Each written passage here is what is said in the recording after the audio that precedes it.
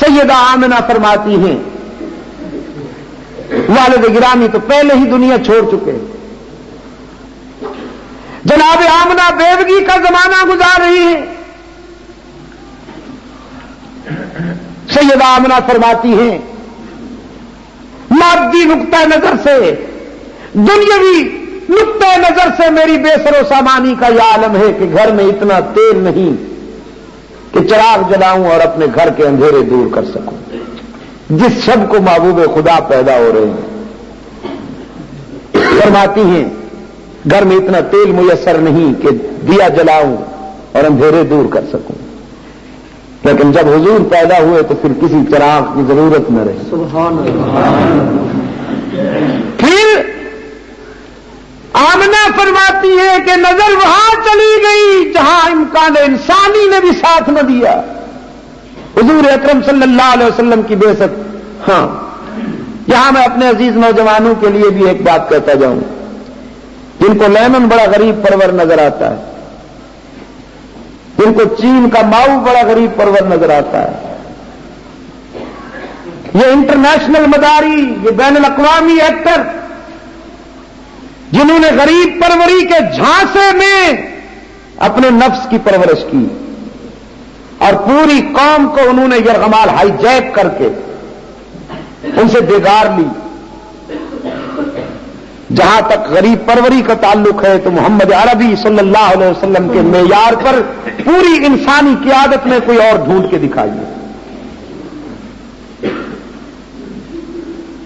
رحمت عالم صلی اللہ علیہ وسلم سیدہ آمنہ کے ہاں آنکھیں کھولتے ہیں۔ سب سے پہلا انتخاب جس نے کیا وہ بیچاری وہ دائی تھی جو سب کے بعد آئی تھی، پہنچی اس لیے دیر سے کہ اس کی سواری کمزور تھی، وہ یہ سمجھ نہیں رہی تھی کہ مجھے کیوں آخر میں بھیجا جا رہا ہے۔ افسردہ تھی، کبیدہ خاطر تھی کہ دیر سے آئی ہوں، تقدیر تبریک دے رہی تھی، حلیمہ دیر سے آئی نہیں ہو لائی گئی ہو، تیرا تاخیر سے پہنچنا بھی حکمت سے خالی نہیں۔ چنانچہ حلیمہ آ رہی ہے، حوازن کی دائیاں جا رہی، جانے والیوں نے آنے والی سے کہا کہ ہم تو گود ہری کر کے جا رہی ہیں بڑے بڑے خاندانوں کے بچوں کو لے کر، تو آخر میں آئی ہے تو تجھے کیا ملے گا؟ سیدہ حلیمہ ایک انسان کے ناطے سے افسردہ ہوئی، جگر پہ چوٹ پڑی کہ کام کے خاندانوں میں بڑے بڑے گھرانوں کے بچے تو یہ لے گئی، ہائے غریبی بھی کیسی دل خراش چیز ہے کہ میرا دیر سے آنا محرومی کا باعث بن گیا۔ لیکن جب شہر میں پہنچتی ہے تو کسی نے بتایا ایک بچہ باقی ہے جسے دائیوں نے اس لیے شاید نہیں اٹھایا کہ اس کا باپ زندہ نہیں، تم دیکھ لو شاید تمہیں پسند آ جائے۔ حلیمہ لپک کے آئی حضرت آمنہ کے پاس۔ سیدہ آمنہ وقار اور اعتماد کے ساتھ تشریف فرما ہے۔ حلیمہ تو افسردہ ہو کے آئی تھی کہ یہ بیوہ کس قدر کبیدہ خاطر ہوگی جس کے بچے کو کسی دائی نے نہیں اٹھایا۔ قریب آ کے ہمدردی کے جذبات سے سیدہ آمنہ سے فرماتی ہیں بہن مجھے بہت دکھ پہنچا کہ تیرا لال کسی کو پسند نہیں آیا۔ آمنہ نے حلیمہ کے منہ پہ ہاتھ رکھ دیا، کیا کہہ رہی ہو؟ میرا لال کسی کو پسند نہیں آیا؟ سچی بات یہ ہے کہ کوئی میرے لال کو پسند نہیں آیا۔ میں کبیدہ خاطر نہیں ہوں، میرا جوہر ہی ایسا قیمتی ہے کہ مجھے اللہ نے اعتماد سے مالا مال کیا ہے۔ سیدہ حلیمہ فرمانے لگی کہاں ہے؟ آمنہ نے اشارہ کیا اور حلیمہ آئی ہے، رحمت عالم صلی اللہ علیہ وسلم آرام فرما ہے، باریک چادر تنی ہوئی ہے۔ جناب حلیمہ فرماتی ہے میں نے دیکھا، بیہقی نے لکھا ہے کہ کپڑے کے سوراخوں سے حسن مصطفی چھن چھن کر حلیمہ کی آنکھوں سے ٹکرایا، اور سیدہ حلیمہ نے جو ہی چادر ہٹائی تو ضمیر نے مبارکباد دی کہ حلیمہ گوہر مقصود مل گئے۔ آقا آئے ہیں، جناب حلیمہ سید سرور کائنات صلی اللہ علیہ جی نہیں اب تو میری تقریر سنیں گے آپ تقریر سنیں گے آپ جی اگر صدر کی توجہ ادھر ادھر ہو جائے تو باقیوں کا تو خدا حق ہے میری صدارت کرنا یہ اردو میں بس حضرت اب تو ہو گیا بعد میں آپ کو سنا دوں گا تقریر کے بعد آ جائیے گا میری اچھا خاصا امتحان ہوتا ہے تو بہرحال جناب سیدہ حلیمہ نے آمنہ کے لال کو سینے سے لگا لیا اور سیدہ حلیمہ سے سیدہ آمنہ سے فرمایا بہن مجھے مبارکباد دو نا تیرے لال کو میری غریبی پسند آ گئی میری غریبی پسند آ محبت کا جذبہ تو دو طرفہ ہوتا ہے نا رحمت عالم صلی اللہ علیہ وسلم کو سینے سے لگا کر گئی باہر آئی شوہر سے کہا میں وہ لال لائی ہوں جو کسی نے نہیں اٹھایا اور اس کی ماں نے کہا تھا کوئی میرے لال کو پسند نہیں آیا جب میں نے دیکھا تو میرے ضمیر نے بھی یہی کہا کہ ہاں ایسے بچوں کو پسند نہیں کیا جاتا ایسے بچے تو خود پسند کیا کرتے ہیں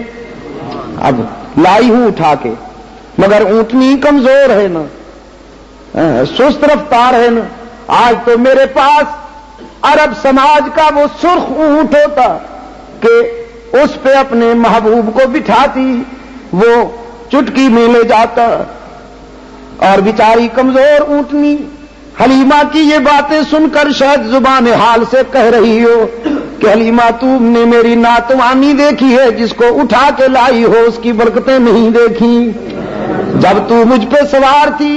تو میں قدم نہیں اٹھا سکتی تھی اب جسے تو لے کے آئی ہے بٹھا تو صحیح قدم وہاں رکھوں گی جہاں نظر پڑے گی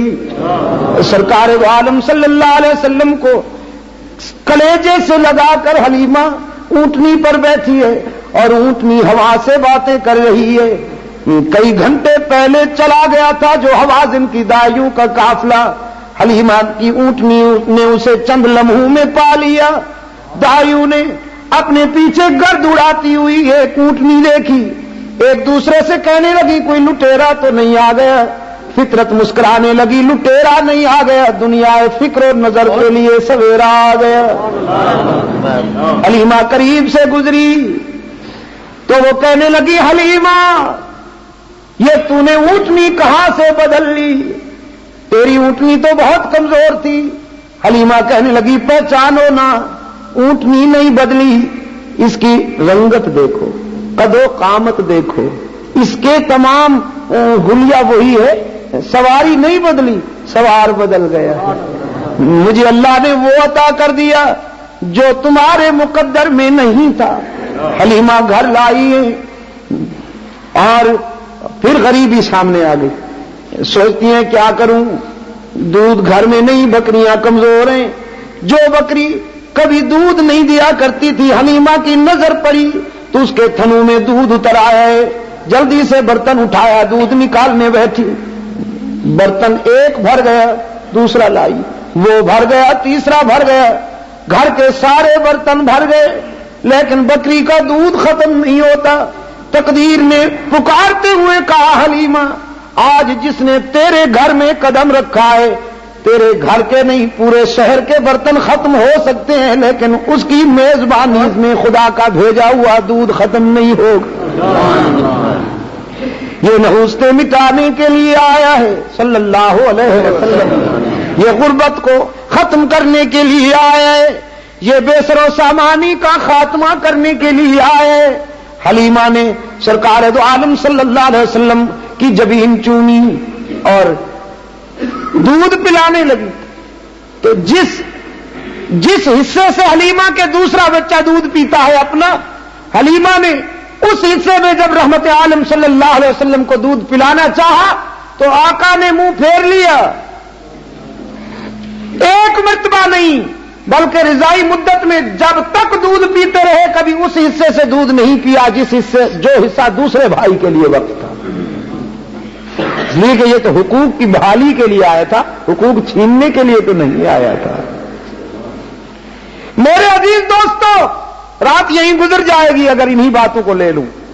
فضائل اور مناقب کا جہاں تک تعلق ہے تو میں پہلے عرض کر چکا ہوں عمر نور چاہیے اسے بیان کرنے کے لیے، لیکن اب مجھے اجازت دیجیے